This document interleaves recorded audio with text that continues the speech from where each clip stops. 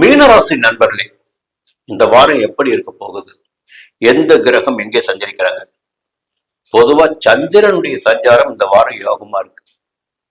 அப்ப நிம்மதி என்பது நிச்சயமா இருக்கு. ஞாயிற்றுக்கிழமை, திங்கட்கிழமை, செவ்வாய்க்கிழமை உத்தியோகத்தில் இருப்பவர்களுக்கும், சுயமாக தொழில் செய்து வருபவர்களுக்கும், வியாபாரிகளுக்கும் யோகமாகவே இருக்கும். பிரச்சனைகள் இருக்காது. புதன்கிழமை, வியாழக்கிழமை கையில பணப்புழக்கம் இருக்கும். பெரியோருடைய ஆதரவு கிடைக்கும்.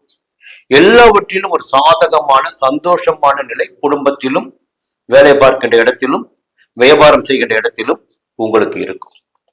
வெள்ளிக்கிழமை, சனிக்கிழமை திடீர் பயணம் ஏற்படுவதற்கு வாய்ப்புகள் இருக்கு. வீண் செலவுகள் ஏற்படும் வாய்ப்புகள் இருக்கு. பொதுவாக சம்பள நாள்னா நினைக்கிறேன். வெள்ளிக்கிழமை, சனிக்கிழமை சம்பளம் வந்து செலவு படிதான் ஆகணும். புரியுதுங்களா? குடும்பத்துக்காக செலவு படிதான் ஆகணும். வெள்ளிக்கிழமை, சனிக்கிழமை வெளியூர் பயணம், செலவு உங்களுக்கு காத்துட்டு இருக்கு. இதுதான் பொதுவான விதி. இதுக்கு மேல பாத்தீங்கன்னா செவ்வாய் 3ஆம் இடத்துல, தன குடும்பாதிபதி செவ்வாய் உங்களுக்கு 3ஆம் இடத்துல தைரியமாக நடமாட முடியும், துணிச்சலா நடமாட முடியும், ஆரோக்கியமா நடமாட முடியும், தன்னம்பிக்கையோட வாழ முடியும். அப்போ இந்த வாரம் செவ்வாயும் உங்களுக்கு சாதகமா இருக்கார். 6ஆம் இடத்தில் சஞ்சரித்துக் கொண்டிருக்கின்ற கேதுவும் உங்களை பாதுகாத்துக் கொண்டிருக்கிறார். ஒரு பயமற்ற நிம்மதியான வாரம் இந்த வாரம் உங்களுக்கு. ஏன்னா ஜென்ம ராசிக்குள்ள சஞ்சரித்த சனி வக்ரம் அடைந்திருக்கிறார், குரு அஸ்தமனமாகி இருக்கிறார். இருந்தாலும் செவ்வாயுடைய சஞ்சாரம், கேதுவுடைய சஞ்சாரம் உங்களுக்கு சாதகமாக இருக்கிறது. ராகு 12ஆம் இடத்துல திடீர் செலவுகள் ஏற்படும்.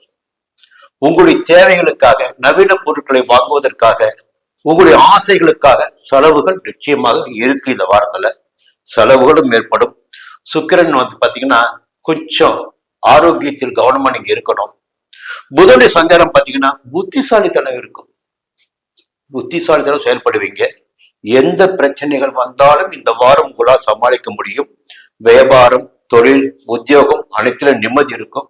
குடும்பத்திலும் நிம்மதி இருக்கும். பிரச்சனைகளை எல்லாம் பார்த்து பயந்த நிலை மாறி, பிரச்சனைகள் உங்களை பார்த்து பயப்படக்கூடிய அளவிற்கு இந்த வாரம் மாறப்போகுது. சந்தோஷமா இருக்க போறீங்க. மீண்டும் அடுத்த வாரம் சந்திக்கிறேன். நன்றி, வணக்கம்.